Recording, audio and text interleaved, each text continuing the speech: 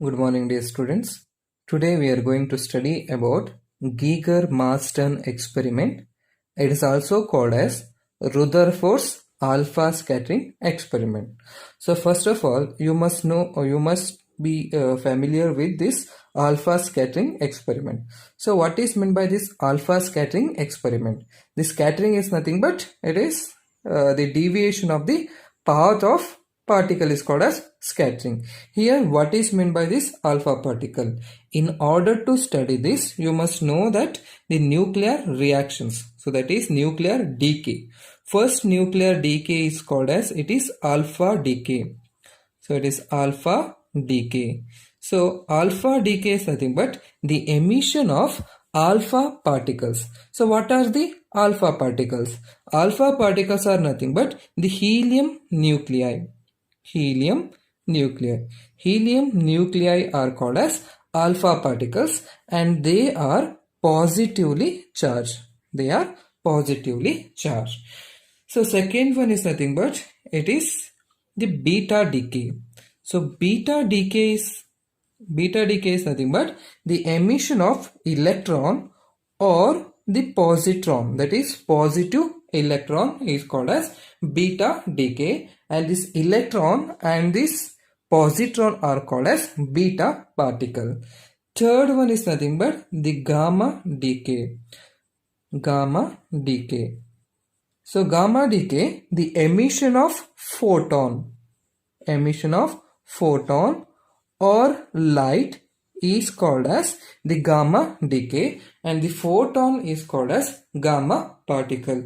Here we are taking the alpha particle for this experiment. Therefore, it is called as the Rutherford alpha scattering experiment. Now we have to study in detail what is the experiment of Geiger-Marsden or the Rutherford alpha scattering experiment.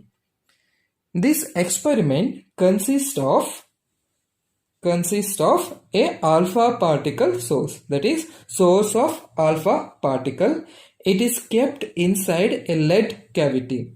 Why it is kept inside the lead cavity is nothing but the alpha particles are emitting in all the direction. In order to avoid that, we are placing it in lead cavity.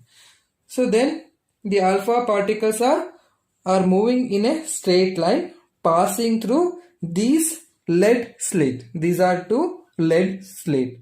After passing through this lead slit, the alpha particles are moving in a straight line, that is collinear path, and they will fall on a gold foil. So this is gold foil.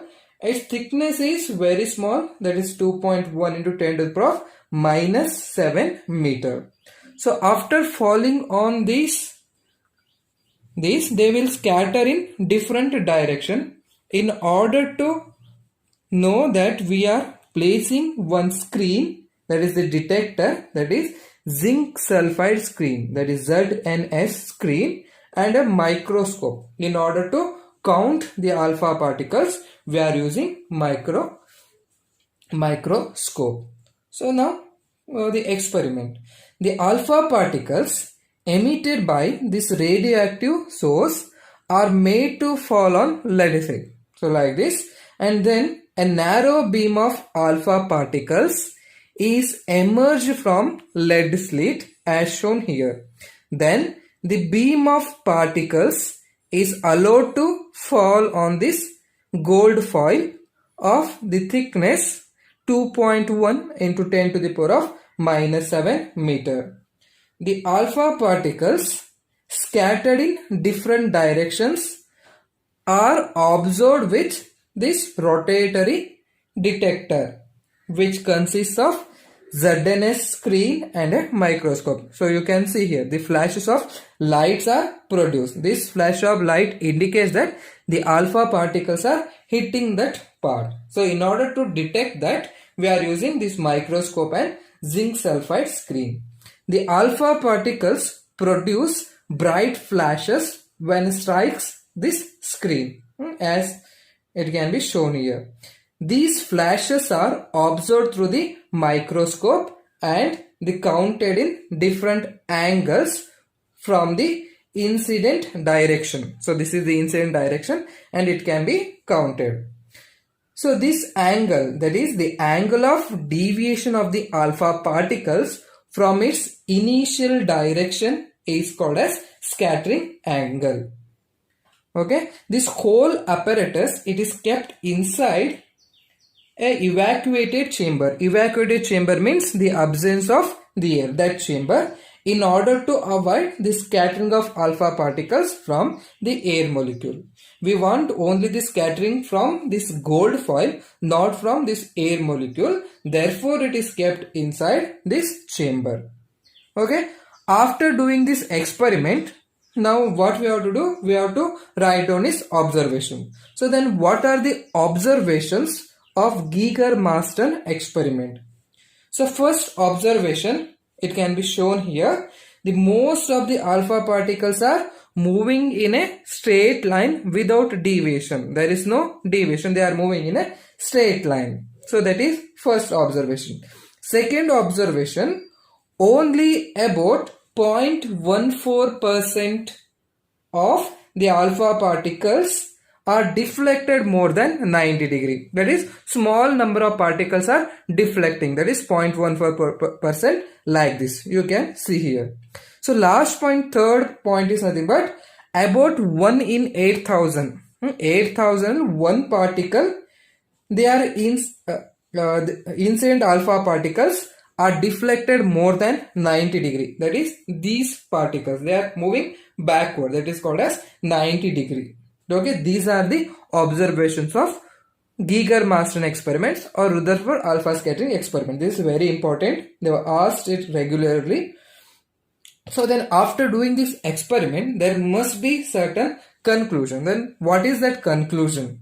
Rutherford, after seeing all this observation, he concluded that to deflect this alpha particle backward, that is backside, it must experiences large repulsive force.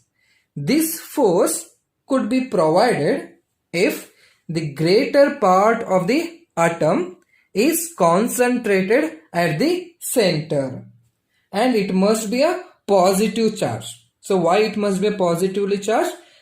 That is, there is a repulsion. As you know that the alpha particles are positively charged and this center part must be positive charge in order to deflect backward. So he called this central part as the nucleus. Therefore, it is a nucleus which is positively charged. So hence he explained the scattering of these alpha particles. Okay, and a graph is plotted between the number of particles scattered in a given time and the scattering angle. It is as shown here. The graph is plotted by taking the number of particles along this y-axis and the time along the x-axis. You got this exponentially decreasing curve. Okay, then Rutherford did. So Rutherford carried out all this experiment. He took the results and the observation. Then what he did means he gave the model of the atom. That model of the atom is called as Rutherford model of an atom, or it is also called as planetary model. Then what are the postulates of this model? So the postulate of this model is nothing but, first point, all positive charge and almost entire mass of the atom is concentrated in the center. That center is called as the nucleus. Okay, this is the nucleus. Second, the nucleus is surrounded by the number of electrons.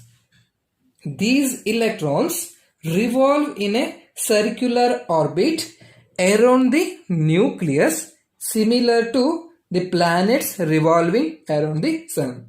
Therefore, this model is called as planetary model. Third one, the order of the size of the nucleus. He gave the size of the nucleus as 10 to the power of minus 15 meter and the size of the atom is 10 to the power of minus 10 meter. That is, clearly it indicates that atom is greater than, so how much percent? That is 10 to the power of 5 times greater than this nucleus. This indicates that the nucleus is situated at the center and it's very small. Therefore, atom has the larger empty space. So this is the conclusion he gave. The fourth point, the total positive charge on the nucleus is equal to the total negative charge present on all the electrons. If there are 2 electrons, its charge must be equal to the charge on the nucleus in order to establish the neutrality, that is stability. So last point is the electrostatic force of attraction between the nucleus and the electrons provides necessary centripetal force. So electrostatic force is nothing but it is Coulomb force.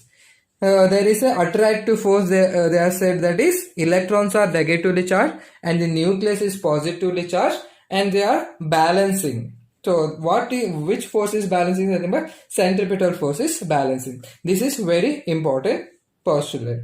So this is all about Rutherford model of an atom. Okay, thank you.